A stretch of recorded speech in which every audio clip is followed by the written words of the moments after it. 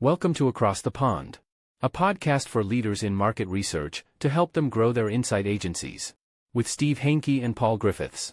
Good afternoon, good morning, good wherever you are. Welcome to the episode 10 of Across the Pond, How to Grow Your Insight Agency. I'm Paul Griffiths from Client Advocates.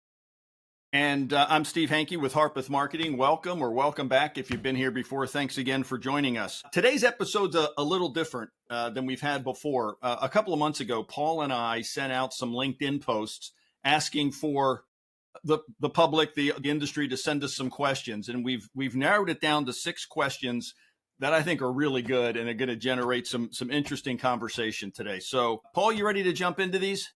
Yes. We're going to try and keep to our 20 minutes, but we can't exactly promise because they're so rich and so interesting. But yes, let's go for it. Okay, Paul, I'm going to send you question number 1. Here it is. I'm an independent consultant with a very limited budget.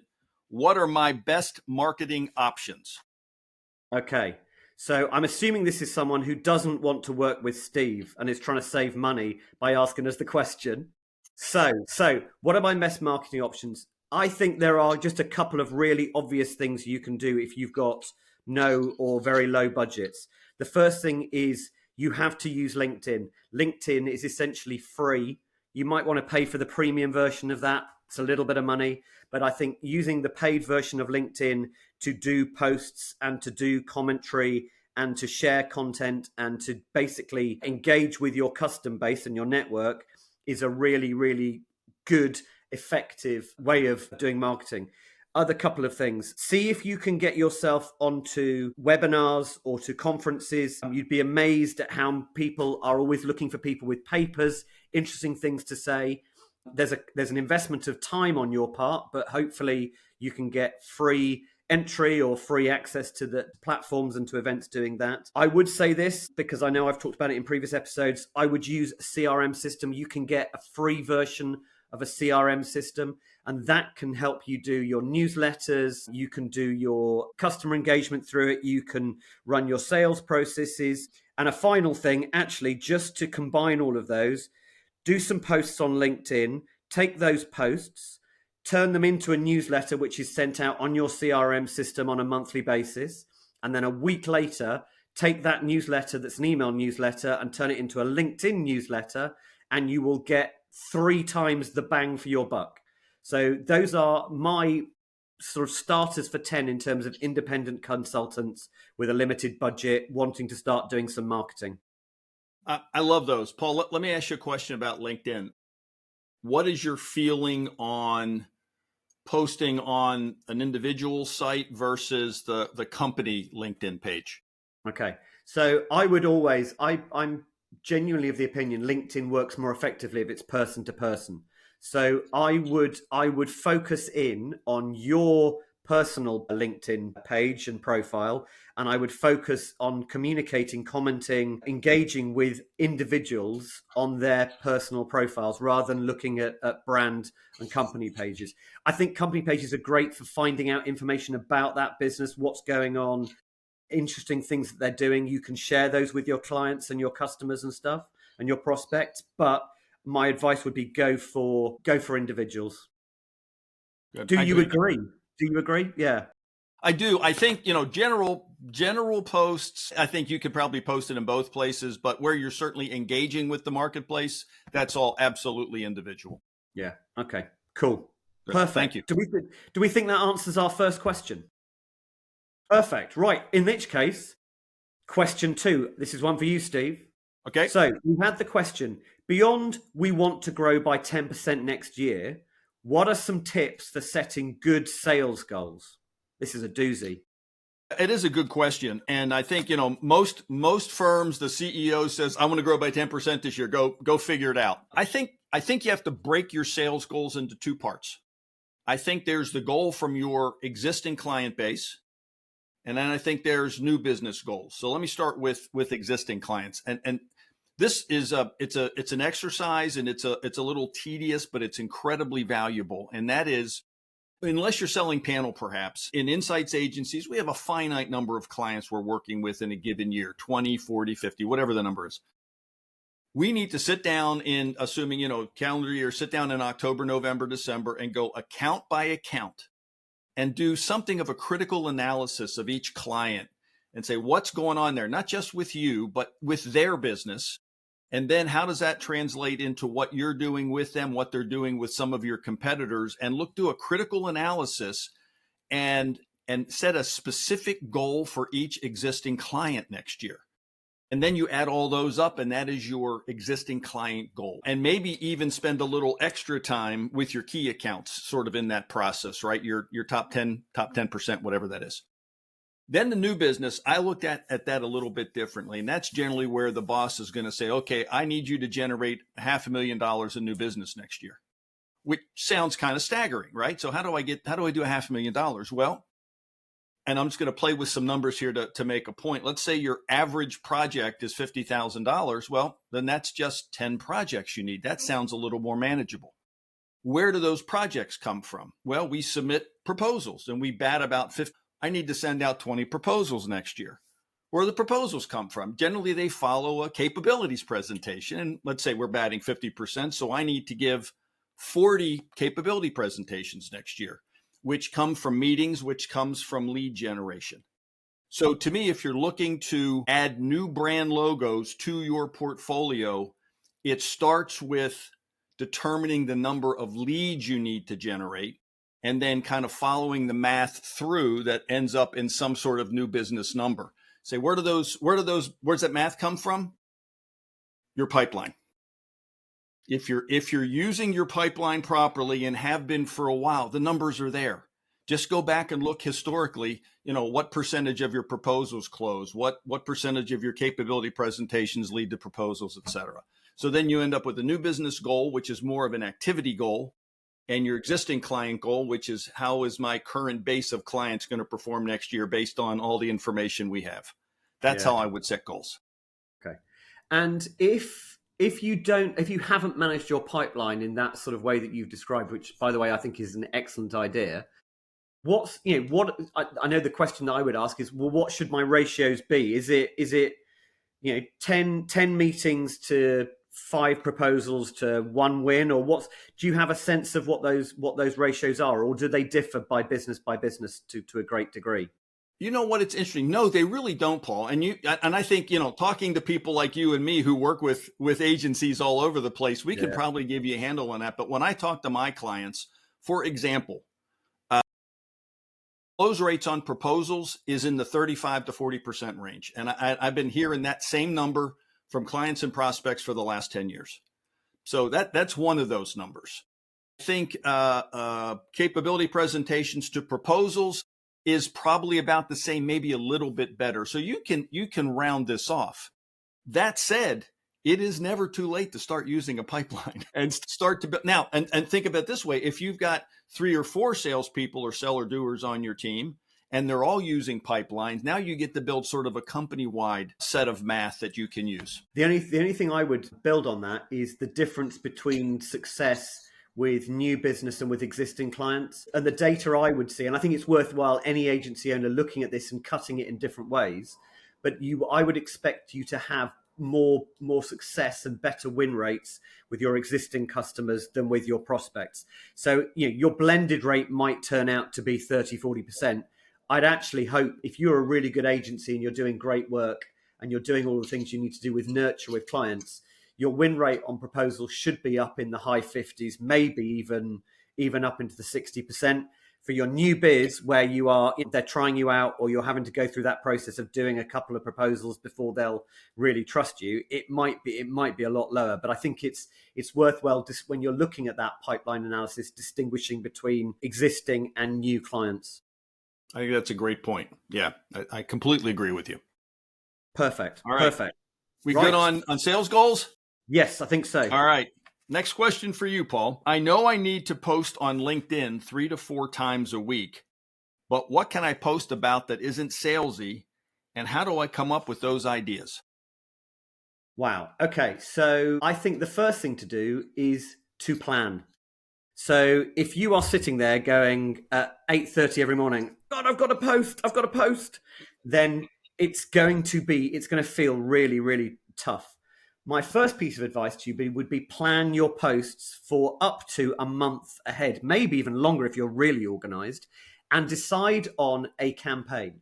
So I will, for my business, go, right, over the next month, I want to be talking about in-person events because there's some in-person events coming up. So I will go and find and curate content around in-person events, and I will then plan those out. And I will pretty much write the copy.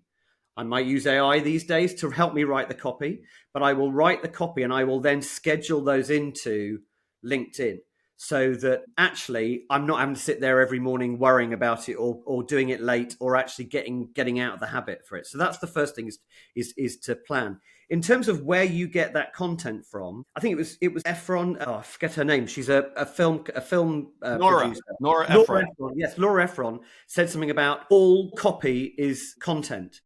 And actually, I think you can get content from everywhere. You can get content from other people's posts on LinkedIn. You can get content from podcasts. You can get content from websites. What I would do is I would curate a number of websites where you find the content particularly interesting or appealing. That might be a business. It might be a web page around FMCG if you're interested in FMCG sector.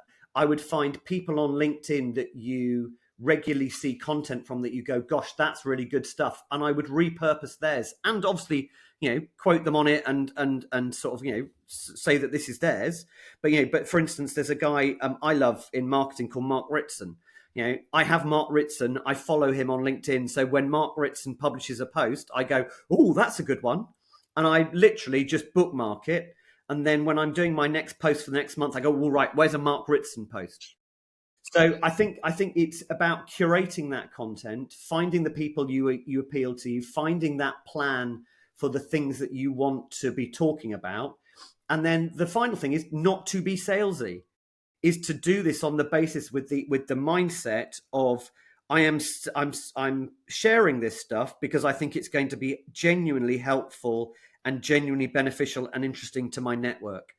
And I think if you take all the sales out of it and just going, I am here to help my network and grow their knowledge and their experience and interest them and create and provoke thought, that will stop that kind of sense of ick of, oh, I'm being all horrible and salesy. How does that sound? Completely agree. Although I would say, I think there's if you read enough stuff about LinkedIn, that there's sort of the old 20-80 rule, right? That 80% ought to be helpful, useful. And every once in a while you can throw in a salesy post because you've sort of earned the right to do that at this point now. No. I want to share a couple of tools that I use because you and I clearly do this very, very much the same way, Paul. But two tools I think that are helpful in curating content, and find those sites. But I have set up Google Alerts. Yeah, so idea. Easy and free, and with topics around sales and marketing. And so I get this flood every morning in my inbox of articles that I can then share at some point when I do my planning on LinkedIn. I use Buffer to do my planning. So every Saturday morning at the coffee shop, I lay out all my posts for the following week, and then I just hit go, and it's done. I don't have to wake up each morning worrying about it. The other tool I have is something called Pocket, and it sits in the browser I use Chrome, Google Chrome, and it sits in Google Chrome.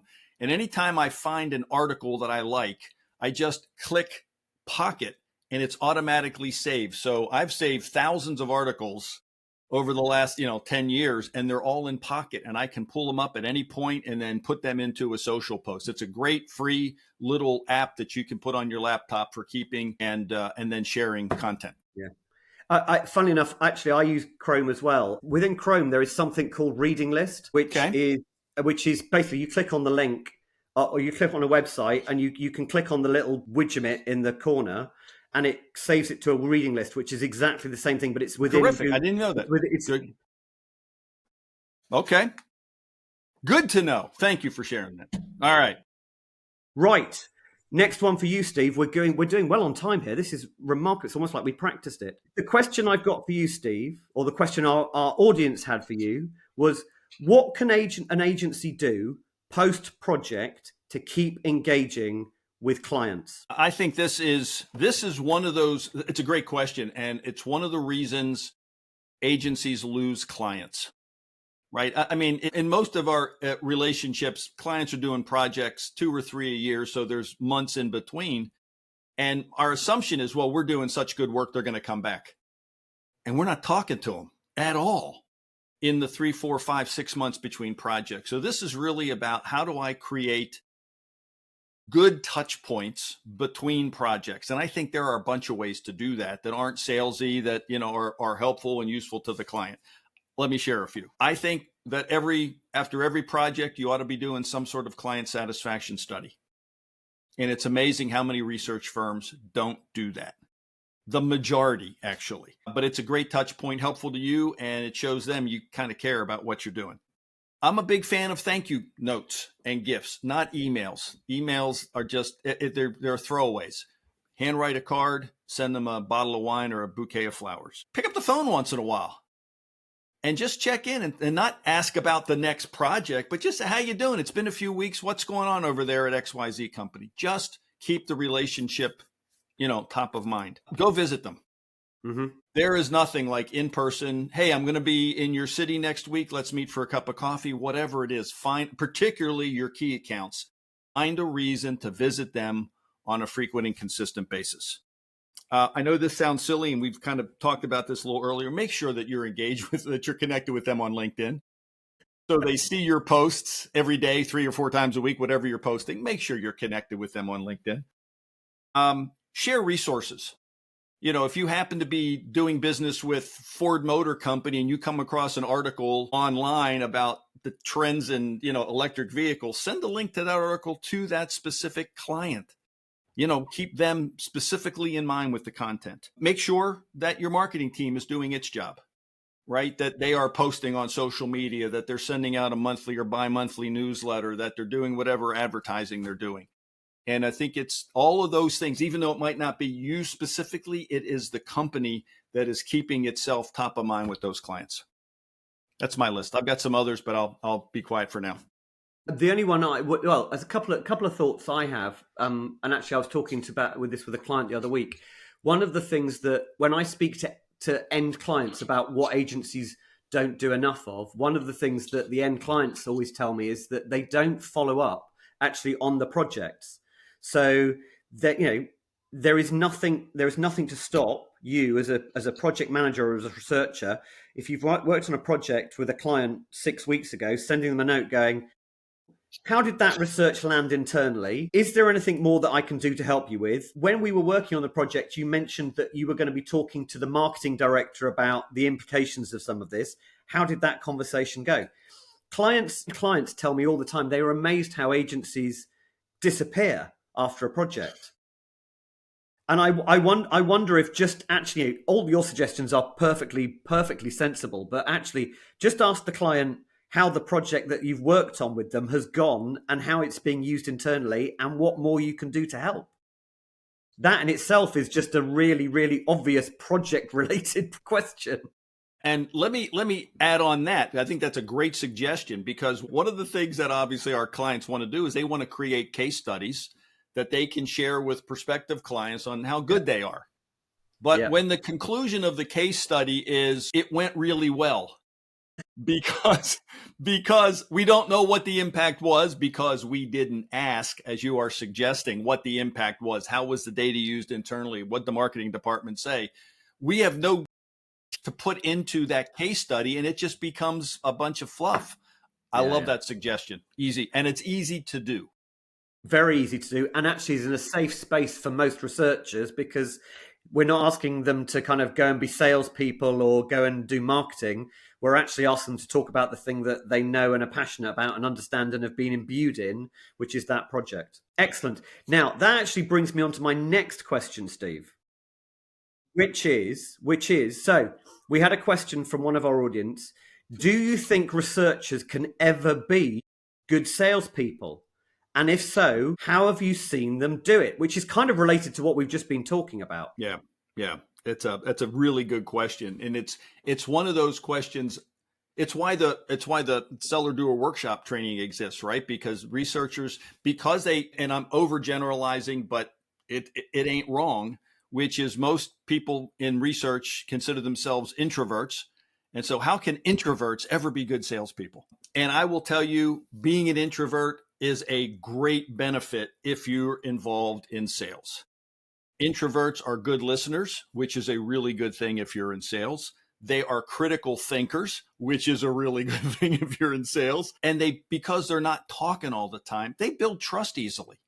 Those three are critical elements to being successful at sales, regardless if you're an introvert or an extrovert. But I think beyond that, there are a couple of things that salespeople, and in most agencies, the salespeople are seller doers, right? They're a project manager or a thought leader or a subject matter expert who've been asked to sell. One is successful selling is really about a mindset. And everybody hears sales, they think, oh, I'm gonna have to, try and cram something down the client's throat. No. The goal of sales is simply to help your client, help them solve a problem. You are helping them do their job better, be more successful, grow their business. It's a good thing. It is not a bad thing, but unfortunately, we have this sort of mindset that salespeople are smarmy, and there are some like that, don't get me wrong. But professional sales is a very noble profession, and it's about helping the client. And the other thing, because people are seller doers, and this is a hard one, and it takes a little discipline, is you have to prioritize it. It has to be important to you. If you're going to be successful in sales, and sales is really an activities-driven discipline, you got to make sure you set aside some time to do it. But too many salespeople who are uncomfortable with sales and frankly don't really know how to be successful at it default to, I'm just really busy with my project work. I can't get to my sales. And if you want to be successful at anything, it's got to be a priority for you. And so if you can start to shift your mind a little bit and say, okay, I'm going to dedicate an hour a day and commit to an hour a day, and then maybe that goes to an hour and a half or whatever, then you're at least going to be committed to trying to be successful in sales. But if you keep defaulting to, I'm just too busy, it's just not going to happen. That makes a lot of sense. I think that makes a lot of sense. I buy that thing about extroverts and introverts, and especially if your clients are also introverts, that in itself is helps because you're actually on the same sort of communication path. I mean, my observation, I think, is that the people I've worked with in agencies over the last 25 years or so who have been very good salespeople, to your point, they prioritize it. They may not be the most, like me, they may not be the sharpest knife in the block, but they are highly organized. They're resilient. And I think one of the things you do need to do is kind of build up that kind of slightly thicker skin. But, as researchers, we've all got thick skins because we're all working on projects for clients. And there's all sorts of time scale pressures and, clients wanting this, that, and the others. I think we do have those thick skins. So you have to be resilient. I think you do have to be also persistent. And I think, it's the Ehrenberg-Bass number. It's the 95% aren't in a position to buy, 5% are in a position to buy. And you just need to understand and accept that unless a client says, stop sending me this content or stop bothering me. And as we've talked about earlier on in this podcast, if you're sending great content and it's looking to serve, not sell, you won't have that problem. Actually, that content is going to go into the client. They're probably going to look at it. They're probably not going to respond because they've got a million other things to do. But at the point when they come back into the market or they have got some budget, yours is the agency and you are the individual they are more likely to connect with and contact if you've been doing that than the other agency who hasn't. So I think and consistency, persistence, resilience, organization, these are all the traits and attributes of really good researchers because it's what makes you a good researcher. So I don't honestly see any kind of dichotomy or any kind of conflict with it. I would add one thing because I think that's a great list, Paul, is invest in it. I mean, we send our researchers to conferences to learn how to be better researchers. Spend a little effort and energy and money to send your seller doers to some sales training so they learn to develop the skills and habits they need around persistency and consistency and those kind of things. Anyway. Brilliant. All right. Brilliant. Right. Our last audience question. This one's for you, Paul. Yeah. How can a small agency differentiate itself against larger agencies, particularly because they have less money to spend on marketing and promotions? Yeah. So I think this is around specificity. And I think this is around having a clearly defined view of what you want to be famous for. And I think about being kind of almost a bit mono-focused on it. So you are, if you're a small agency, you are not going to battle with the likes of the Kantars and the Ipsoses or whoever else is out there these days. What you're going to do is you are going to cut through and you're going to make yourself famous by being consistent about what you do, the value you add, and who you add it to. And I think we touched on this in one of our earlier pods. But there's these 4 questions I try and get my clients to think about if they're in a small agency. One is, who is your ideal target client? And focus in on that. And that's got to be really specific, a particular job title in a particular type of business, in a particular geography, with a particular scale of business or whatever it might be. The second question, what is their business issue? What is their commercial issue that they've got that you reckon you can possibly contribute to or help fix? The third one is, therefore, what do we do as an agency to help fix that commercial answer or have impact on that commercial issue? And the fourth one, and this is the most tricky one in some regard, is like, what makes us better than everybody else who says they do the same damn thing? But I think if you as a small agency, you can hand on heart answer those 4 questions. And of course, you've chosen a market and an area where there is sufficient interest and sufficient commercial issue, then I think that is a really, really good way to build up differentiation and to really laser focus what you're doing. Yeah, that's my kind of my view for what it's worth. I think you're spot on. I was scribbling some notes down on this one, and being a specialist, having a true point of differentiation is absolutely critical. And I want to pull something from what you said, I think, with the very first question, which is then whatever that specialty, whatever that point of differentiation is, that becomes the pointy end of your marketing spear, right? And so everything you do, every blog post, every social post, every email, every webinar, every conference you go to has to be about that thing. Because to your point, you want to be known for something. You want to have a reputation around that specialty. And I think as the foundation of being a specialist, I think is spot on, Paul. You nailed it. Thank you. Those were our audience questions. Yeah, those were great. I look forward to doing an episode like this again in the future. Yeah, no, absolutely. So with that regard, this, I believe, Steve, is the end of season 1. 10 fabulous sessions. If you haven't had a chance, please go back to Paul's website or mine and find the previous ones and listen in. I think if for nothing else, Paul, it's been a blast having these really good conversations with you. So thank you very much. But I hope our listeners have taken away a few nuggets as well. Yeah, no, I've loved it. If not least because when clients come to me now and say, how do you do a podcast? I can give them an answer. I can say, this is how you do it badly. That's right. Yeah, do as I say, not as I do. Yeah, no, absolutely. But look, season 1's been fab. For all of those of you sitting there quaking in your boots about, oh my goodness, it's the end of the season. Steve and I have said there will be a season 2. When it will be, I think we need to align our holiday plans and various different things. But there will be a season 2, and we will very much look forward to talking to each other and hopefully sharing a little bit of wisdom about how to grow your insight agency in the future. Until season 2, thank you, Steve. You're amazing. You're such a cool dude, and it's been a real pleasure. Paul, you're a good friend and somebody that I love chewing on these ideas with. So thank you, and to all of you who listen, and thanks very much. We'll see you next season. Excellent. Take care, guys. Thanks for watching and listening to Across the Pond. Get in touch with Paul at clientadvocates.co.uk and Steve at harpethmarketing.com. Look forward to seeing you next time.